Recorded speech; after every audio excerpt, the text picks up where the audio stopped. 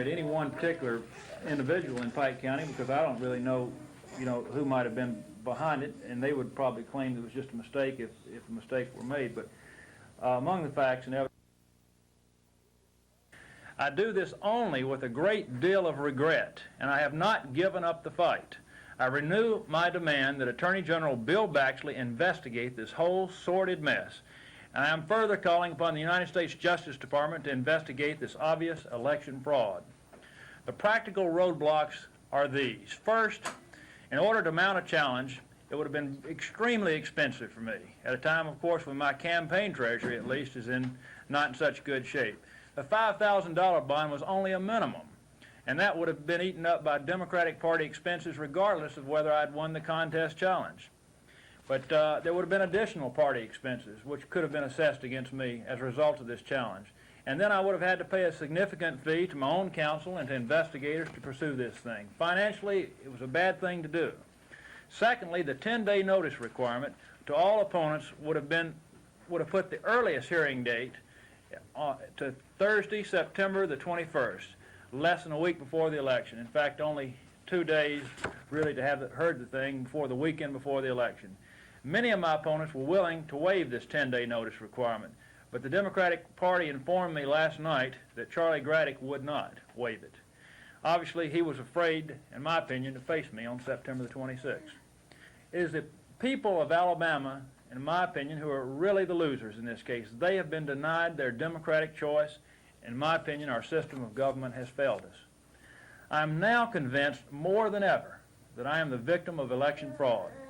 A statistical analysis that we've undertaken has been made to show that between official and unofficial returns, that the vote changes that took place could not have resulted from mistake, but only from fraud.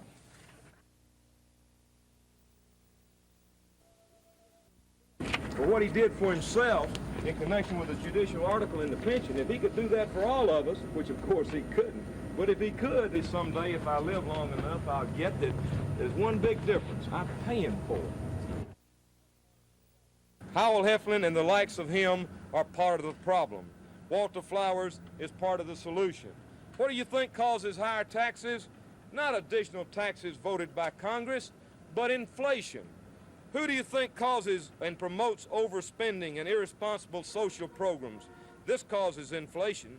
I tell you, the people who promote overspending and irresponsible social programs, the George Meanies and the Joe Reids of this world, the people who are supporting Judge Howell Heflin and who fought Jim Allen and who are right now fighting Walter Flowers night and day. Come on, Alabama voters, don't you see this?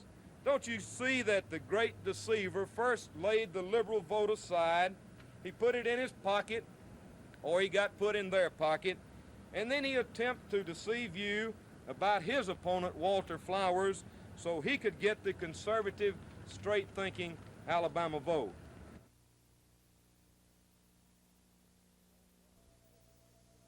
And Marion Allen. Dan Wiley, president of the Mobile County Commission, ran fourth in the Democratic primary for the U.S. Senate seat held by Marion Allen. Wiley, claiming he would not publicly endorse either runoff candidate, said he needed to point out that the race between Allen and State Senator Don Stewart is a contest between a liberal and a conservative. He pointed to Stewart as the liberal. Liberal? Well, I guess you could say someone that would vote for ERA, vote for the abortion bill, vote for the labor reform package, a national health plan, which Mr. Stewart has done, and it says he will do. First time it ever came up, it was in a news conference, and he did not deny it. He's not denied it since. Wiley, who admitted his primary campaign was aimed at Mrs. Allen, also admitted that his smear ads hurt him and were damaging to his campaign. George Mitchell, WSFA TV News. Liberal?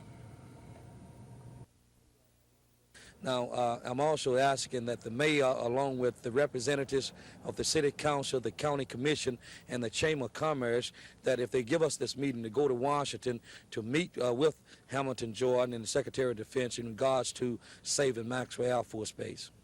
Have you heard from anyone in Washington? No, I just sent the telegram this morning, and I'm sure that Hamilton Jordan. I know Hamilton Jordan and other top officials of the Carter's administration will give us a meeting because of the paramount importance of Maxwell Air Force Base putting millions and millions of dollars into the Montgomery economy. Have you spoken with Congressman Dickinson about the problem? No, I haven't spoken to Congressman Dickinson. I understand that they have been informed that a part of Maxwell is going to be moved from Montgomery, but they are playing politics with it, and they are trying to wait until after the election. Now, the reason I want this meeting is because of most of the times, the Craig Air Force situation, the Air University situation, we wait until the Defense Department make the decision, and then we go to them and trying to get them to reverse the decision, which is most difficult to do. And what we need to do to find out what they have in the making, and of course before the Defense Department make a final decision, that we trying to get that decision blocked, instead of waiting until they make the decision and trying to get the decision reversed. So you're just trying to prevent, first of all, prevent the move from taking place at all? Yes, we're trying to prevent the Defense Department of finally making the decision and notifying all of the personnel that are involved in it, the Maxwell Air Force personnel and the personnel at the other Air Force base where these sections to be transferred. And before they make that decision, we are trying to stop it before they make the decision. I'm convinced that the mayor, along with the city council and the Chamber of Commerce, is just as much concerned about this as I am. And I think all of us as the representatives of the people will go to Washington and have a meeting in the White House with the White House officials and the Pentagon officials in regards to keeping Maxwell here in the city of Montgomery.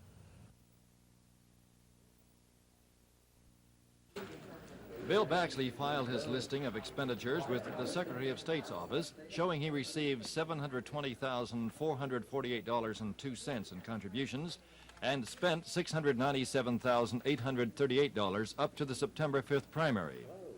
The 160 pages of listings showed the largest expenditure was paid to a Birmingham advertising firm. At a news conference following his filing, Baxley said he hoped it would encourage his multimillionaire opponent in the runoff to file his statement and show where he got his millions in an attempt to buy the office of governor. Baxley charged that the statement Fob James filed with the Democratic Party prior to the primary is untrue and gave James till Tuesday to amend his report. If not, I'm going to turn this information over to the party for them to use as they see fit. This information being that before he filed that expense report and contributions list, which Jerry and Sid both pointed out were inaccurate, which since then I have checked and concur with what Jerry and Sid said, my millionaire opponent went around in Birmingham, Alabama, to many high-powered, wealthy industrialists, and he got them to go to various banks and sign or guarantee notes of $10,000 each before the primary, if their name appeared on the notes. And he spent that money during the primary campaign, and yet the document that he filed with the Democratic Party as required by our rules does not show that up. It doesn't show who those people were that signed those notes with him. I know, and I'll give him until Tuesday at noon to correct this deficiency and this untruth and file an amended report with the Democratic Party headquarters. Baxley claimed James failed to report as much as a third of the contributions he has received. That the law says a candidate must report money matters to the party from the time a candidate announces for office up to the primary. From the office of Secretary of State, George Mitchell, WSFA TV News.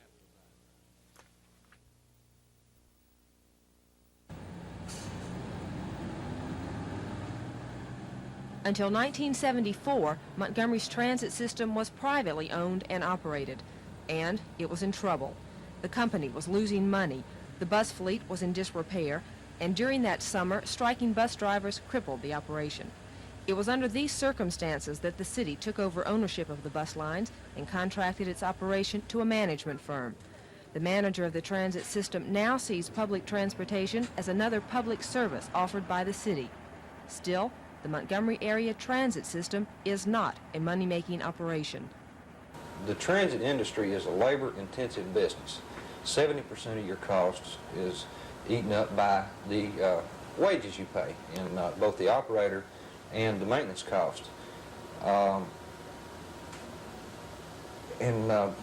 Bus operators, like everybody else, have got to have increases in their wages to correspond to increased cost of living. Another example is fuel. In 1974, we paid 18 cents a gallon for diesel fuel, and now we're paying about 58 cents a gallon for diesel fuel. And in the meantime, where some of our costs have anywhere from double to going up in price 600 or 700%, we've had one 17% increase in the rate in the last 8 years in Montgomery. So it's really a service type business that really is not oriented to making money with the way that costs are now, with the availability of other means of transportation. People are no longer forced to ride a bus, and that's why we feel like we have to make it an attractive alternative for people to get on a bus and to use it as their form of transportation. So it's not only particular to Montgomery, but everywhere that it's just impossible to make money. For instance, there's 44 seats on this bus. We carry a huge number of school kids during the school year. If we filled up every seat and filled up the aisle at 15 cents a lick, it will not pay the driver's wages. And if you put the price high enough to cover the cost of operating the bus, then it would be prohibitive. I mean, it's really cheaper for them to drive their car. So how do buses survive? How do they exist even? Public transportation now survives not only with the fare box revenue, but with assistance from, as in Montgomery, the city and federal support. We're operating on a subsidy situation. I prefer to call it a cost of service rather than subsidy, but in Montgomery, the cost necessary to operate the transit system above and beyond the amount taken in through the fare box is shared equally, 50% by the city, 50% by the federal government. And about how much more is that? How much more does it cost to run a bus service than you take in? Okay, this year it's going to be approximately $281,000 on the city's portion. That's a lot. Well, yes, but it could be worse. What, in other cities it is worse? Much worse. Well, do you find then that the public is taking advantage of this public service? Or do you have a We have lack been of very passengers? pleased in the last 4 years with the tremendous success that we've enjoyed. We were speaking earlier that it's hard to say you're successful when you're losing money, but there again, you're looking at a public service versus a money-making oriented business. And I feel like in Montgomery we have been extremely successful. I'm personally real proud. This is the third property that I've worked on as a part of the ATC management team, and the other two were real good. The same as our other, we've got to say that our other 35 or 40 bus companies are good, but I personally feel and would challenge any bus company in the country that's in the small bus category, which is 50 buses or less. I'd say we are as good or better than any of them as far as the way we operate and our performance standards. Well, do you usually carry a full bus load of passengers? Well, on a lot of trips we have buses that have standing room on them. On some buses there is excess capacity, so it's really not hard to say. If you look at some of the trips in the morning and afternoon going to Route 15 Montgomery Mall, you can't get on the bus. I mean, it's packed full. Then you'll see some buses going in some areas where they're not full. And of course, each bus route has to be compatible with others. Why do you ride it mainly? Well, I got bad feet that now I can't drive my car. So I just ride the bus. It's my money every day. I don't have no other transportation. Do you find that do you have any trouble getting to where you want to go by riding the bus? No, sometimes I drive, sometimes I catch the bus. Do you find that it's pretty easy to find your way around town with the Montgomery bus system? Sure. It's all right. I mean, really, it's not expensive, and a lot of people, can easily get from where they need to be, and they've got a lot of buses running all over the city, So it's all right. They can use more buses, you know, and more routes, because a lot of old people have to walk so far. So I think they should, you know, put more buses for the old people, really. Actually, new federal regulations are being considered that would force public transit systems to make buses more accessible to elderly and handicapped passengers. Queen says his company is not opposed to making buses more accessible. In fact, the company already has plans to purchase 3 buses with wheelchair lifts. But Queen says it will be extremely difficult to reconstruct the present fleet to the new standards. In Montgomery, we would have to equip our base fleet, or 1/2 of our entire fleet, which in this case the base fleet is larger. We would have to equip those 27 buses with wheelchair lifts and make them totally accessible to the handicapped. This is to be done in a period of 6 years with a compliance schedule that the first step has to be completed in as much as 3 years. In our situation, the 3 buses that we have applied for will be manufactured to be totally accessible to the handicapped. So part of our implementation program has already started in anticipation of these regulations being passed. But what about all the other buses already in The operation? present buses would have to be retrofitted. The back side of the bus would have to be torn out and be equipped with a wheelchair lift. We would lose a number of seats. The seating configuration would be changed, which in turn means that we would have to go through our other operating procedures, and schedules would have to be written to allow time to accommodate this service. There are many other factors that aren't just our particular problem. Curbs would have to be cut out and made to be accessible with ramps, so it affects a lot. Well, have handicapped persons here in Montgomery indicated to you that they would like to use the bus service more? We've had a great deal of input from, for instance, Goodwill Industries. In fact, we just recently managed to work out a situation to serve the Goodwill Industries out on the west side of town. We're carrying approximately 40 handicapped persons on one trip each day, each way, each day. So we're actively involved with working with the portion of Montgomery's community that is handicapped. Queen says he's optimistic about the future of Montgomery's transit system. With the rising cost of gasoline, he says people will be forced to examine alternate forms of transportation. This is Glenda Webb, WSFA TV News, reporting for Alabama Illustrated.